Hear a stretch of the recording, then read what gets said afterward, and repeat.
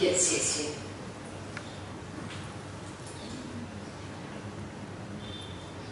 Thank you very much. Most moving. It's about articulating that role that has been given to many women and protesting against it. Meera, over to you. Thank you, Mama. You know, my parents named me Meera thinking that I would sing divinely. Unfortunately, I can't sing to save my life. But Meera Tribe was an activist. At that age, she broke every stereotype of class, caste, and gender. I decided to walk that path and be a gender rights activist. But there's a gender rights activist in every woman. Because some women at all times, and all women at some times, have been made to feel less worthy and lesser. Many feel this and live on, and many fight it in their private and public spaces, and some, like Sujata and Sanjukta and Mala, write about it. So I decided to work in gender rights and write about it, and boy, I was never ever at a loss for a topic, because there's this syndrome of violence from the womb to the tomb, as Sanjukta has just been talking about, that gave me so much of material to write that I just didn't burn the midnight oil, I burnt every oil. You know, when I began to write, there was a lot of angst in me. And at that point of time, the United Nations had commissioned me to write a piece on this syndrome of violence from the cradle to the tomb. And I did write blank verse, which was then put into dance by the diva of Bharatanatyam, Rama, who's here with us today. Thank you, Rama, for coming. I'm going to take a piece from that particular blank verse expression that I wrote at that point of time. And what really amazed me was that the most mysterious and the greatest gift of mankind is birth, and how patriarchy colors birth completely. Is the gift of creation to be tarnished by destruction? The gift of life sullied by death? Am I a creator or just a procreator? Am I an identity or just a womb? Am I a woman or just a channel for a man? Am I a mother or just a son bearer? Women ask these questions continuously during their reproductive cycle as to what exactly is their role as a mother. Is it just to produce a son or produce till you get a son? But then most women most women feel it, but some express it. And how they express it is because in that struggle, a strength is born, a resilience is born. In strife, I gain strength. In oppression, I know my rights. In assertion, I learn dignity. No longer content to be told, no longer fitting into the mold. I think, so I am. I feel, so I am. But such a woman who thinks and feels her strength is almost always alone. And I'm going to quote lines from Sujata's piece.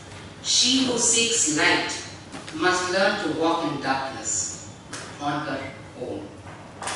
So it's her own road that she has to walk on. In the course of my voluntary work, I helped to set up a home for conflict-affected women and children in Kashmir. And this was in 2001 when militancy was at its worst.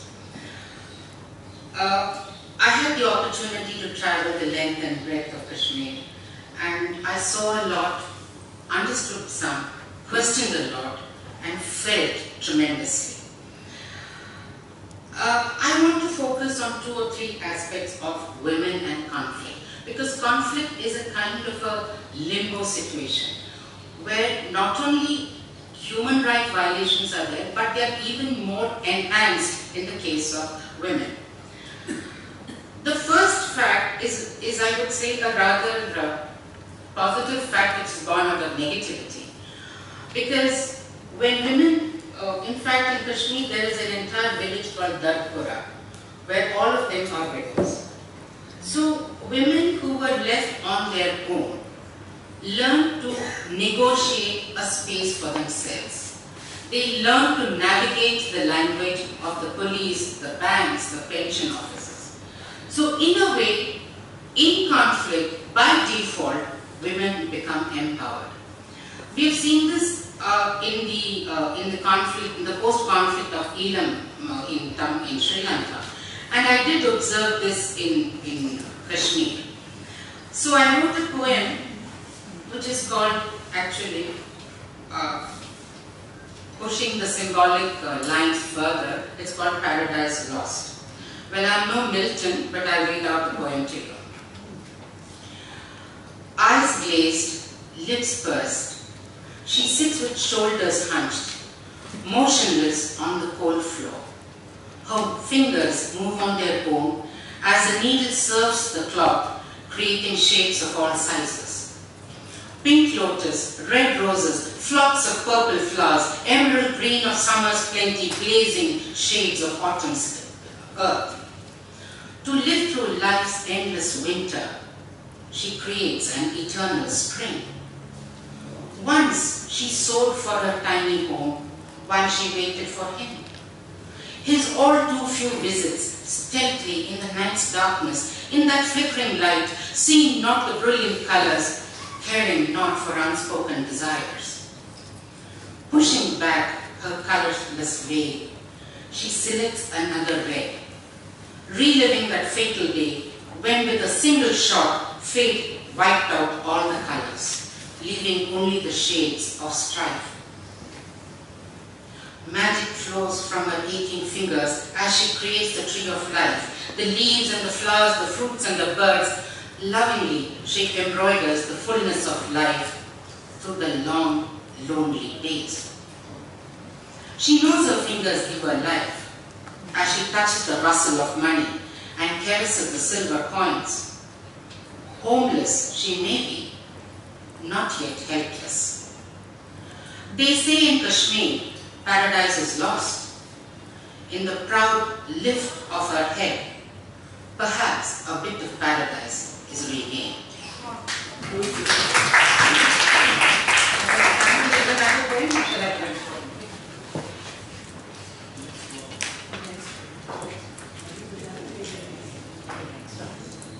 So, what I think is very encouraging when we hear excellent poetry of this quality is that the Indian ethos has been brought into poetry as a very powerful force. Like Sanjukta, I've spent a lifetime in the classroom, so I'll have to theorize a little bit. I'm glad that Rajmohanji actually started off by saying, second wave, third wave feminism. So many of us may wonder that in the age of post-feminism, why are we having this session called Nari Chetna? But I think there's a very good reason for listening to poetry which is talking about sun preference, about caste, about the walls of tradition, about Lakshmi. Because if you look at feminist theoretical construction that have been fed to us from elsewhere, none of these poems would fit into a kind of theoretical framework. Because we were at one time being told that there is a comparison implicit between Kalidas and Shakespeare. Now, I don't know if Shakespeare ever saw, Meg like you see in Meghdut. We were told that Anita Desai had to fit into the molds that were created by Amy Showalter. And I'm just so happy, as I'm sure everyone is, that we have moved away from those so-called structures of understanding feminism. So is it third world feminism? Is it fourth feminism? Is it women of color? I actually don't care for the labels. But I'm very glad that creative writing of this quality is opening up new experiences to the listeners and to the readers. Sujata, we're ready for your next poem, if you are. Before that, just a second. Yes. Ma'am, actually, when we started this program 5 years ago, okay, poets, women poets came and recited many languages. But maybe after 6 months or a year, we were in for a shock. We started inviting women writers from different remote areas. And but what, I will just share some 2 or 3. One program happened in Madras, North Chennai, and another one in Belgaum, Karnataka. Another one is in Guwahati. So this is, I'm taking examples of 2016, 17 only. And after that, many people in the local newspaper, they started writing, quoting this program, and in 16, women are not allowed to write. Can you believe this? In a metropolitan city, women are not allowed to write. So husbands, they torture them. I mean, it is incredible. It is very difficult for me to believe, begin with. I mean, who will prevent women from doing this in a city? But there are, I think the world is not linear, and there are many varieties of human beings exist. And this program, the success of Nari Chetna lies in the fact that it has given voice to many, many women writers, at least 1,000, more than 1,000 women writers. And when you were referring to this, post-feminism, so I feel that much of Bhasha literature, feminist literature, still we are stuck, I'm sorry to say this, we are still stuck in the first wave of feminism. In this second poem, which is many years later, I must have put together some of those ideas which had remained with me. And one of the things that I like very much in Sahitya's poem was that woman, the real thing is that we are denied the basic freedom of being ourselves. See, it's not a question just of rights. No one can give you that right. You have that right when you're born. It seems to be taken away by society. You're not even I used to be told by my mother-in-law, you have to adjust. That's your job. But why only me? Why do I only have to adjust? Why is there no adjustment on any other side? And so then I started, anyway, these ideas were coming into me. And I should also mention that I worked for about 5 years in England in social work, so I must have been getting a salary. And never had a bank account till I was into my 30s. But the other day I was thinking, what happened? Why didn't I even have a bank account? I never had anything of my own. And that itself shows what miserable existence as we were supposed to adjust to. And in this, I developed one of the lines which was in the earlier poem, because it was actually said by my father-in-law. He was a very nice man, but he didn't like these ideas I was putting out. I must have started saying it at some table one day where he was sitting. This is called The Woman in the Falling House. Woman is the pillar, the step on which the house is built. From her womb, the generations emerge, and yet the sons of men, not women, walk upon the earth and possess it.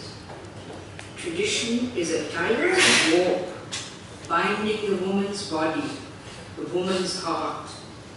Not the living tradition which nourishes, but rigid, dead tradition, like the shroud which binds the corpse, which makes living corpses of the vital woman flesh, woman spirit. It dies slowly, this tradition. Slowly, so slowly, like a slow seep of blood from one bleeding to death. Father-in-law bangs his fist upon the table. Rebellion, let it be in other people's houses, other people's families, not ours. You are the pillar, the step, the earth, the grass on which our house is built, on which we walk. She cries, if I am a bondswoman, how will my children be free? She looks around and sees the ties are cracked, the walls are breaking up, the beautiful house is disintegrating. There's blood on the walls, a fearful spirit within, corpses under the foundation. They should have checked before they laid that lovely floor. She, the rebel, the white dove, the dreamer, crushed by the stones falling from the house. White dove of innocence, who yearned to fly, but lay trapped, wings broken by falling debris, becomes the great bird of the skies, chaste and powerful. As the house falls away from her, the pillars, the steps, the earth.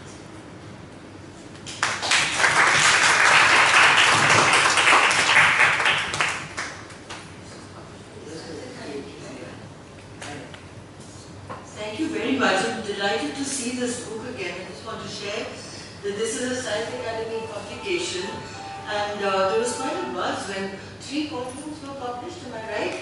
And this was a series on contemporary poets. And this is a volume which has Anna Sujata Mathai and Priya Surupa Chhapriya. Thank you very much, Sujata, for that very moving poem. Tough thinking and excellent writing.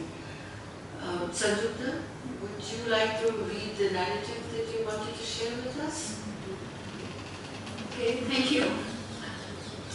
But before I do that, I have to refer to Rajmohanji. You know, this, though I am retired, this lecturing business has not left me yet. So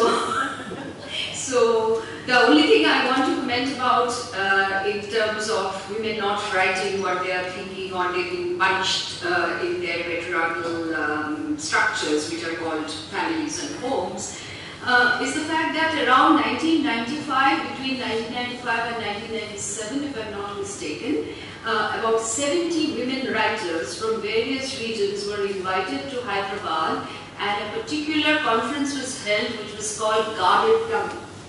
And in that Guarded Tongue conference, about, say, of the 70 women writers, 65 women said they were not writing what they were thinking. Yes. They were writing what would be consumed by the family as well as the publishing industry in terms of what they demanded can be described as women's writing. Very true. And along with that, of course, post-feminism. If you think that there is a post-feminism, I hope it is not like Bridget Jones's diary, because that is bringing back what the movement was all about. Yes? And so, if somebody says nowadays that, well, feminism is dead, feminism can only die post the death of patriarchy. Yes? And therefore, post-patriarchy, I feel. And the short story that I'm just going to read a very brief extract. You know, slashing away in terms of finding the core section for reading in a short story, especially if the story is written by you yourself, is what something.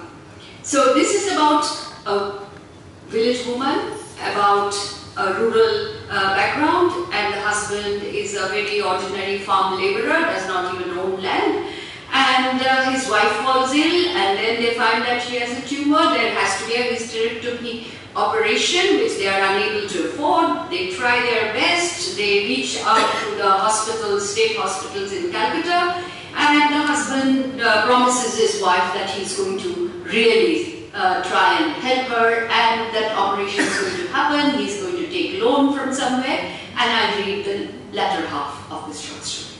The name of the woman is Kalyani.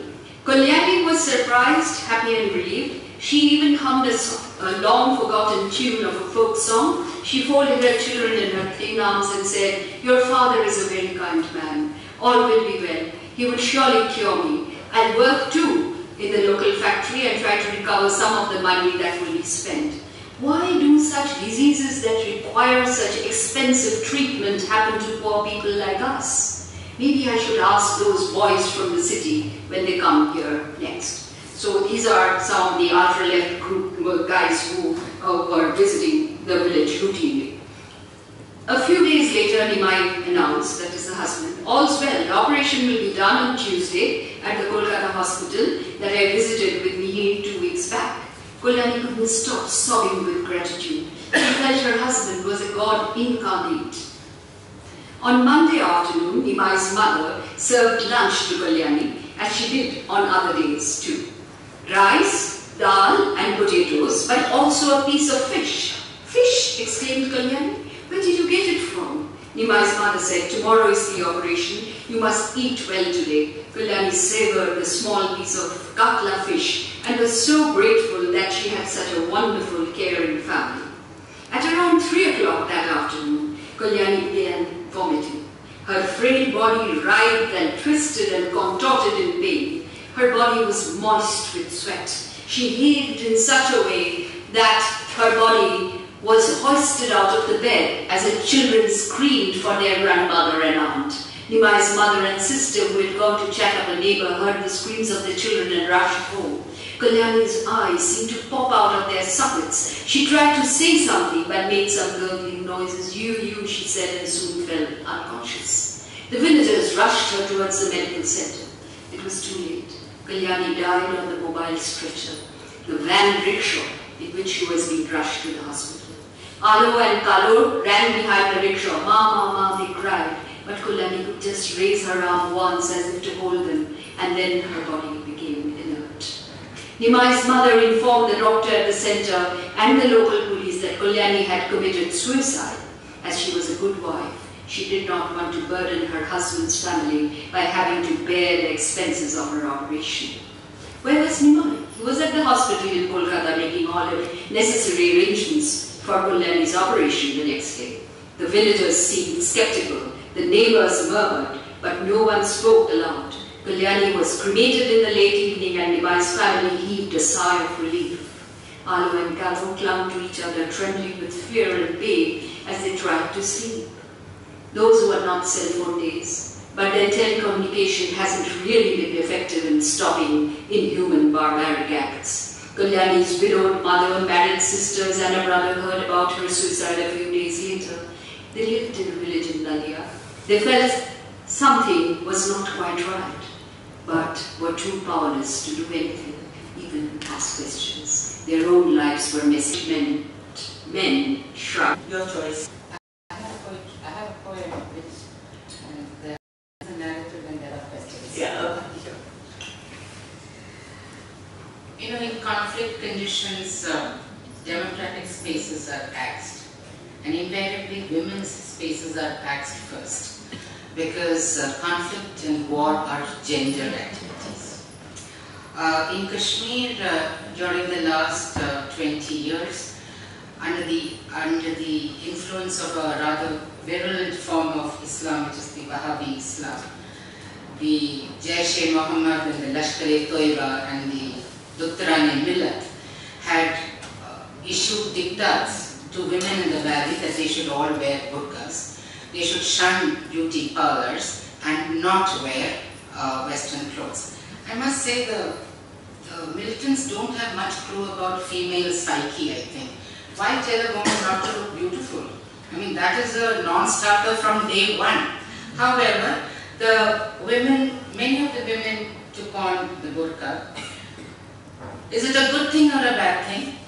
Let's read this poem and perhaps we learn. I call it, I have veiled myself. My father's eyes reflect the helpless agony of my land, caught between old loyalties and the unfamiliar new ties. His language of love no one hears. Unknown to him is a new hard tongue. But I see nothing, for I have veiled myself. Fear stinks in every street. Death lurks behind every corner. Distrust sits between friends. Every eye questions the deathly stillness, the impotent helplessness. But I question nothing, for I have veiled myself. Guns shatter the valley, echoing for long in heartbeats. Wails shriek through the land as death screams his ghastly song. Muted voices whisper fear as laughter masks the agony. But I hear nothing, for I have veiled myself. The veil is my freedom. Freedom from eyes that strip. Reprieve from the questioning insolence. Shut out from despair, shut in with my gathered dreams, safe from the scattering winds. For it is within my veil that I remain sane.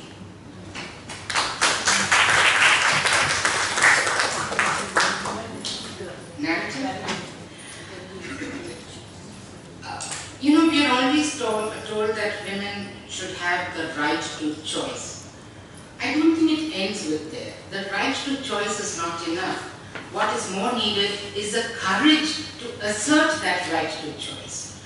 And it is very difficult for women to actually have the courage to assert, like Sujata was saying, because there are so many insidious, I would say it's like an octopus. Patriarchy is like an octopus, which with its insidious tentacles, family, husband, children, relationship.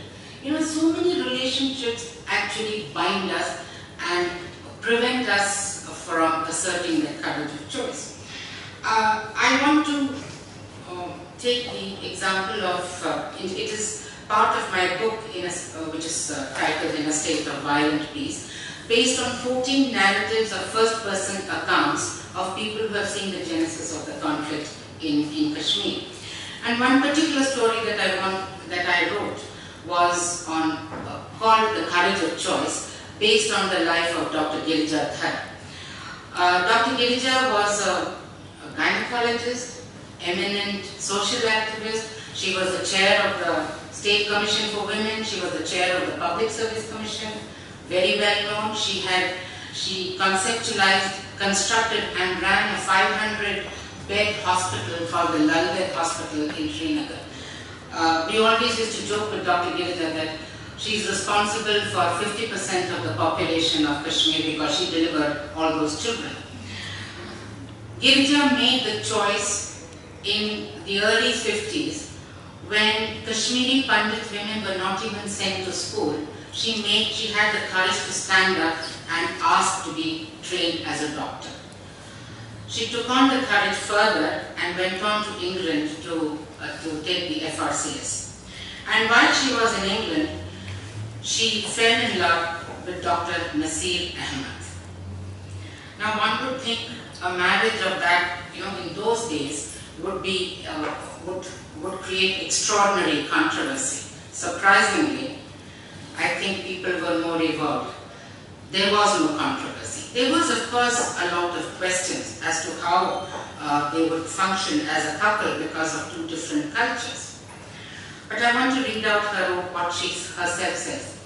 It crossed Girija's mind that shared religious identities were a tradition in the rich Kashmiri culture of tolerance. In the valley, one is a Kashmiri first, then a Hindu or a Muslim. Belief in the powers of the Sufi saints and the attendance at their shrines had helped to create a point of sharing between Muslims and the Pandits.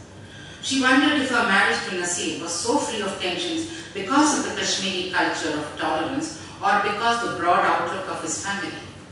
If I had married a Muslim from another state in India, would things have been so smooth?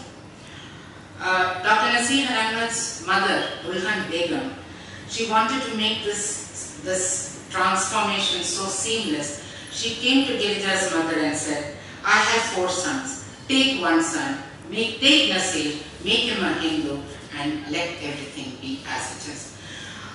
Fortunately, Kashmir did not erupt into violence as it does nowadays. But Girija went on with the courage of choice.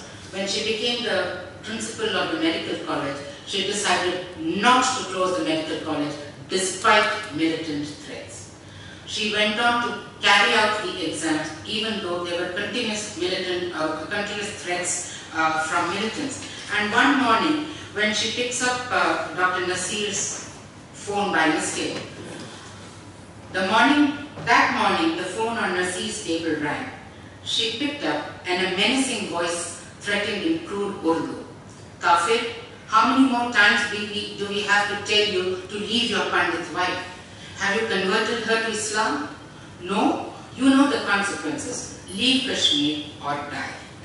Dr. Nasir and Dr. Girija did not leave Kashmir, and Girija paid for it with almost a fatal attack on her life when, as a principal of a medical college, she was getting into the medical college when the militants fired on her.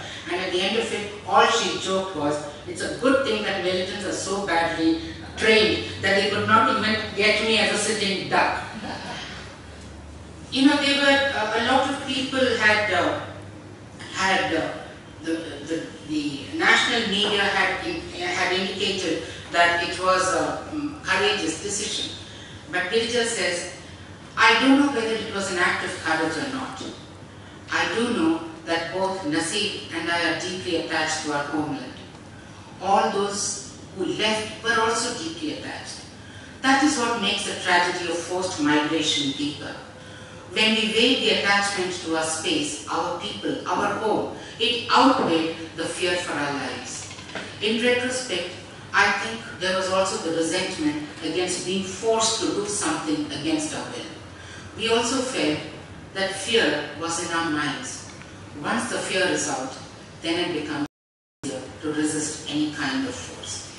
Girija was an example of the courage of choice. And incidentally, Girija died last month. Thank you. Suddenly I remember our English board's next program is also women poets, all Nari. So one of the participants is here, and her name is protagonist Kalyani. So maybe I'll take a minute or so to round up the presentation part of the afternoon and open it up to observation and comments. And there's several wonderful poets and writers among our audience today. As Sahitya said, this is a program about Chetna, not necessarily Nari Chetna. And it doesn't always have to be women writers talking about women. So I brought to read to you a few lines from Ramakant Rath and his poem Sri Radha. When we look at the title itself, he chose to call her Sri Radha. And I can see Anamika and others who know the history of the history behind that poem.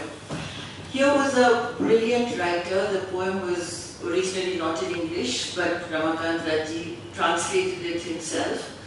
And as a male poet, he conceptualizes Radha in a certain way as a strong woman, gives her voice and feelings and sentiments and words. And because Sri Radha was translated by the poet himself, the lyricism of that voice is something which we might like to listen to. A few lines from Ramakant Rath, Sri Radha. Another day.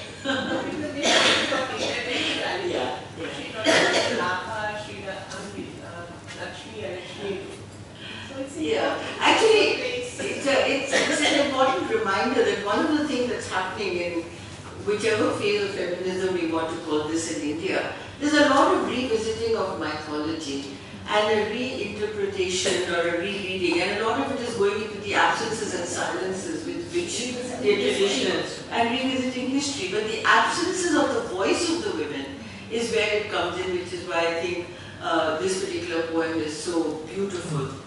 So this is Ramakant Rath, Sri Radha.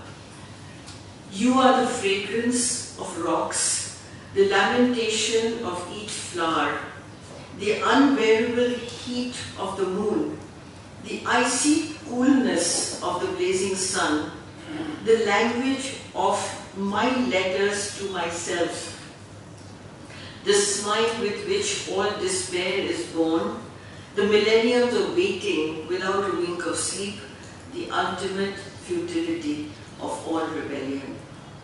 So, and really, don't we all write letters to myself? And so much of the poetry and the narrative that we have heard is about that reflection on the self and on the identity of women protagonists, women characters. So we have some time, a good amount of time, to move on to a dialogue. So please, not long speeches, observation, a quick comment, your contribution on this theme, and particularly address yourself to the three writers who are here. Please, Lakshmi. Especially like Sahitya's Lakshmi Unbound, and one innocuous looking line, I want to cook for myself. I mean, this sounds so simple, and yet it's so complicated.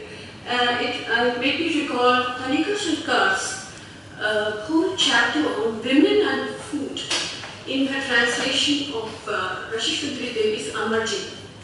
Like, you have to cook a fabulous meal for others, but you shouldn't be found eating or enjoying your food. And this is a role that was imposed. So, and that sort of was a run-up to your line. Actually, it comes after, I don't want to be Lakshmi. Who wants to be? You want to respond to that?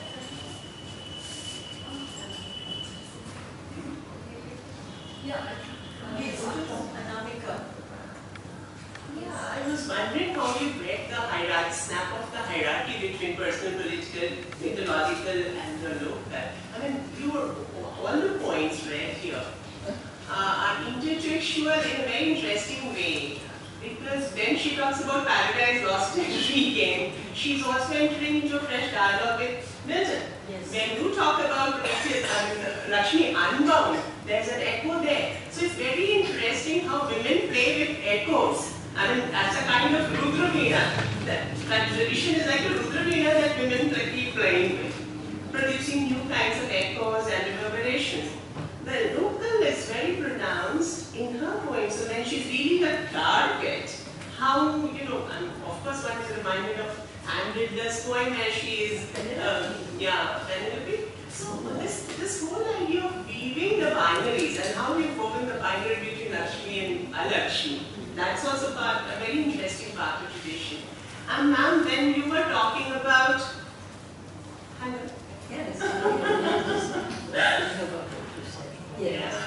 crumbling walls and how when you raise the question of how children could be free and mothers are still, you know, in chains.